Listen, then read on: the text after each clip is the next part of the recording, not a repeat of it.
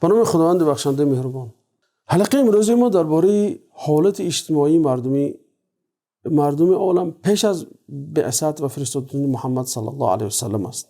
پیامبر صلی الله علیه و سلم اون حالات و اون وضعیت را برای ما وصف کرده. در صحیح مسلم فرمودند که ان الله نظر الى اهل الارض فمقتهم عربهم وعجمهم الا بقایا من اهل الكتاب. الله تعالی به زمین نگاه افکند، نظر افکند و از مردم ناخشنود شد مگر بقیه از اهل کتاب. یعنی اینجا معنی اون دارد که این استثنایی که پیامبر صلی الله علیه و سلم کردن مگر بقیه از اهل کتاب، یعنی انسان هایی بودند انگشت شمار که اونها انسان نیک بودند، انسان صالح بودند، اما اونها در جامعه و جمعیت تاثیری نداشتند. اکنون برای اون که ما نعمت بدن پیامبر، مهربانی الله بودنشون، برای اینکه رحمت عالمین بودنشون درک کنیم، باید فهمیم که مردم در چه حالت و وضعیتی قرار داشتند. ما در اطراف 3 دولتی که نزدیکی همون نیم جزیره عرب زندگی میکردند صحبت میکنیم. مردم روم، مردم فارس و مردم هند. شروع میکنیم از روم. وقتی پیامبر صلی الله علیه و سلم فرستاده شدند، روم غربی سقوط کرده بود. سال 476 میلادی روم غربی سقوط کرده بود و روم شرقی باقی بود و حکومتش پایتختش کنستانتینوپل، استانبول امروزه بود و این دولت خیلی دولت بزرگ بود. آسیای صغرا، شام، مصر، قسمی از افریقای شمالی و غیره را در احاطه خود داشت. این مردم خیلی مردمی وحشی بودند، مردمی که قتل، کشتار، دارندگی برای اونها تمدن حساب میشد. بنابراین میبینیم که اونها یعنی که جاهای خاصی ساختن، آمفی‌تئاترهای ساختن، جایی بود که 70,000 80,000 انسان رو میبرد و اونها 2 انسان رو به هم جنگ میانداختند و غالب رو مجبور میکنند تا مغلوب رو به قتل رساند در زیر نظر چشم هزارها انسان ها. جایی میشد که انسان رو به شیر جنگ میانداختند، جایی میشد که انسان رو به گرگ، به خرس، به هر حیوان دارنده، یعنی که طبیعت اونها مثل طبیعت سرد و طبیعت خنک و طبیعت جنگجویانه بود که فقط با قتل و کشتار اونها راحت خود را احساس می‌کردند، که خود را راحت احساس می‌کردند.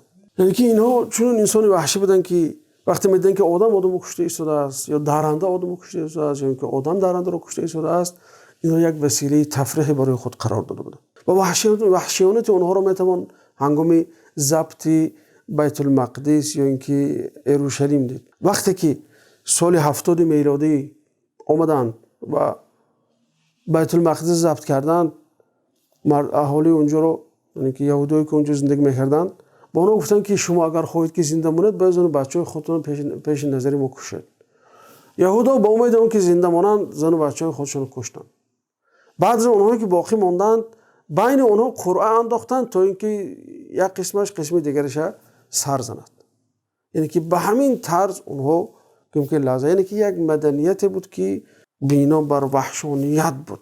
تا افلاطون که یکی از شخصیت‌های خیلی محترم برای اونها شناخته می شود، میگفت که غلاما اصلا حق شهروندی رو ندارن، اونها حق آدمگری رو ندارن و در کتاب مدینه فاضله خودش گفته است. تا مورخ ها میگن که در روم 3/4 که روم رو غلاما تشکیل میدن. یعنی تصور کنید که اینا که غاصب بودن، هر جا رو غصب میکردن، هر جا رو استیلا میکردن، مردمش رو غلام میکردن، میبردن.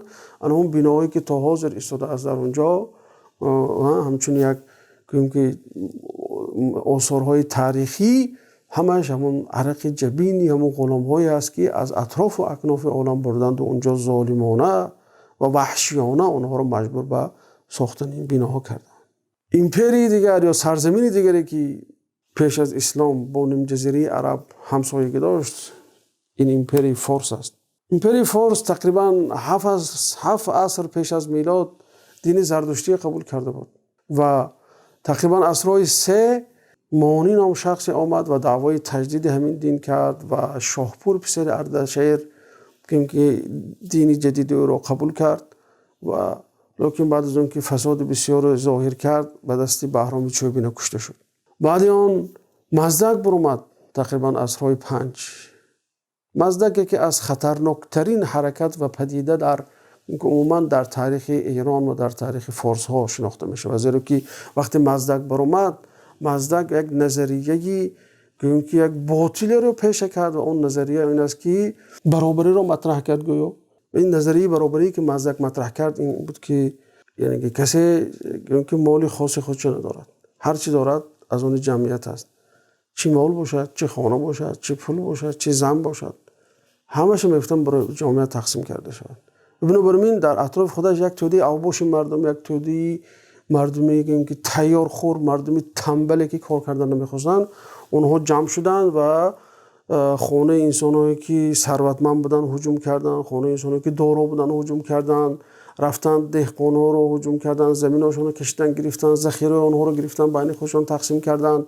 و یک این عقیده یک بحرانی هم اجتماعی و هم اقتصادی و هم بحرانی اجتماعی بزرگ رو در فارس ایجاد کرد که یک مورخ کریستیانز میگه که وقتی که اینها به این طور تصرف کردند، زمین ها رو گرفتند، ذخیره های دهقان رو گرفتن بین خود تقسیم کردن، دیگر دهقان ها از زمین های کشتار خودشون رو ترک کردن، گریختند و دیگر انسان‌های پیدا نبود که این زمین ها رو کار کند، یعنی که بالا این زمین رو کار کند، حاصل گیرد، چون که خود انسان‌هایی که تصرف کردن تنبل بودن، کار کردن نمیخواستن. بنابراین یک بحران اقتصادی بزرگ در اون دوره ها حاصل شد. اما مردم این باشد برادر عزیز، یعنی که تا زمان‌های نزدیک و تا حالا بقای آنها وجود دارد، مردم رو طبقه بندی میکردن، طبقه برهمن، طبقه شتری و طبقه ویش و طبقه شودر. یعنی اونها این مردمانی که برهمن هستند اونها روحانی ها بودند یا که کاهن ها بودند و قسم دومش شتری، اینها جنگاورا و حاکمان و غیرها. قسم سومش ویش، اینا بسیارتر انسان‌های دهقان به حساب می رفتند یا کارگرای عادی. و قسم چهارم شودر، انسان‌های پست، خدمتگار و کارهای پست رو میکردند. بعد آنها به درجه قانون‌های ظالمانه رو برآوردن که مثلا میگفت که اگر یک شخصی که از طبقه یا قشر شودر هست با برهمن دست دراز کند یا اینکه برهمن شب پاتی زند باید دستش بریده شود. اگر شودر برهمن رو تحقیر کند باید زبانش که باید به دهانش روغن جوش ریخته شود. اگر برهمن یگونچه تعلیم دهد باید زبانش بریده شود.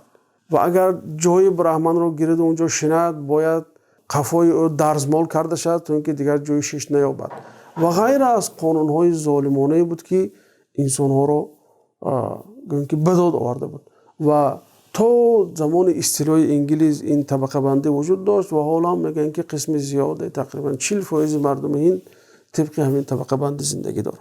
درباره وضعیت مردم نیم جزیره عرب، مردم نیم جزیره عرب مردم بودن که به خدا ایمان داشتن، لیکن در برابر خدا بت‌ها رو نیز پرستش میکردن. بت‌ها رو همچون وسیله قرار داده بودن و بت‌ها رو همچون یک واسطه بین خود و بین الله تعالی میدونستن. و از عادت‌های بدی که عرب‌ها داشتن این زنده به گور کردن دختر بود. یعنی که اونها دختر رو برای خود آر میدونستن. اینکه بعضیشون خیلی آریت میکردن، میگفتن که اگر جنگ شده مراد اونها که فقط همیشه در حال جنگ بودن، میگفتن که دختر من اسیر کی میشود، اینو میگیرن اسیر میکنن، خدمتگار میشه. بنابراین به فکر آینده گویا که دختر خودشون زنده به گور میکردن. یا قسم دیگرش از گویم که خوف فقر و کمبغلی این کارو میکرد. میگفت که من چی شده است که من این 12 سال 15 سال میپایم با کیم کسی که میگرد برای خود زن میکند میرود، این برای من کاری کرده نمیتونه. برای من میگفتن که باید پسر باشد. خیلی میگن در یک جامعه بود که مرد سالار بود، اونها فقط پسر گویم که ترجیح میدادن، چون که پسر کلام میشد، برای خونه نان میآورد، دفاع میکرد، جنگ میکرد برای حمایت عائله‌اش، برای حمایت قبیله‌اش. بنابراین دختر اونها بسیارتر گویم که برای خود یک آر و گویم که ناموس میدانستند. از عادت‌های بدی که داشتند این که یک حکومت متمرکزی نداشتند، هر قبیله برای خودش شاه خودش داشت و میشد که یک سبب‌های نظر ناگیر و یک سبب‌های تافه بین خودشون جنگ کنند. مثلا یک حرب از جنگ از بنام جنگ بسوس که فقط برای اون این جنگ شد که یک مرد از قبیله بکر شوتر قبیله تغلب رو شپاتی میزند یا لغتی میزند. بس به همین 40 سال همین دو قبیله در حالت جنگ قرار داشتند. گویم که یک حالت های هست که در حقیقت اینکه پخته رسیدن جامعه بود، یعنی که جامعه به مثل پخته میرسه تا اینکه یک مصلح آید که این خطاگی ها و این حالت های ناگوار و این بحران های اخلاقی و بحران های فکری و بحران های اجتماعی که وجود دارد همین اصلاح کند و مردم به سوی خداوند برد. و آمدن پیامبر صلی الله علیه و سلم نیز در این زمان برای همین بود که انسانیت از این بحران کشد. دیدیم که در روم هم، در فارس هم، در هند هم، در نیم جزیره هم یک نمود گوییم که دوری از خدا احساس میشد، یک نمود دوری از دین احساس میشد. اونها برای خود گوییم که تمدن‌های ساخته بودن که انسان از دین دور میکرد. مثلا اگر رومی ها وحشانیت پرستش میکردن، فارس ها دیگر مال پرستش میکردن، هندوهای دیگرش طبقه بندی رو پرستش میکردن و عرب ها باشن اگر برای خود بت‌هایی رو گرفته بودن و احتیاج به آمدن پیامبری بود و نوری بود که همه این پرده های تاریکی را از بالای عالمیان بردارد و برای آنها نور الهی را رساند. چقدر که الله تعالی میگوید قد جاءکم من الله نور و کتاب مبین، یعنی که به شک برای شما نور و کتاب آشکاری از خدای شما برای شما آمد. یهدی به الله من اتبع رضوانه سبل السلام، یعنی که اون هدایت می‌بخشد انسانی که رضاگی خدای تعالی را می‌کند و یهدیهم الی صراط مستقیم، اونها را به راه راست هدایت می‌کند.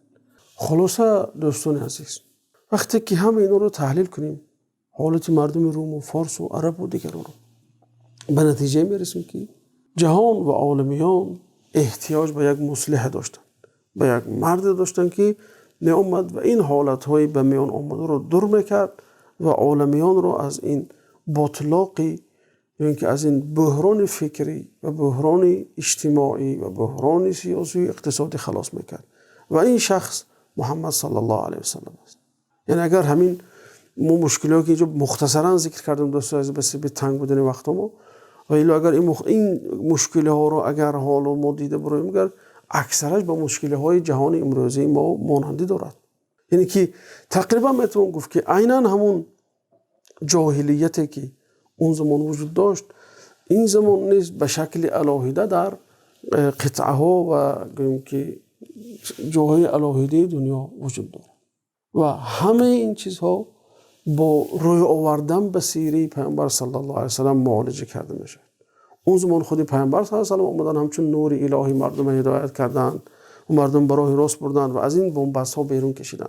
این زمان باشد با روی آوردن به سیره پیامبر صلی الله علیه و سلم و تطبیق کردن سیره پیامبر صلی الله علیه و سلم همه این بنبست ها از عالم دور میشود ان شاء الله.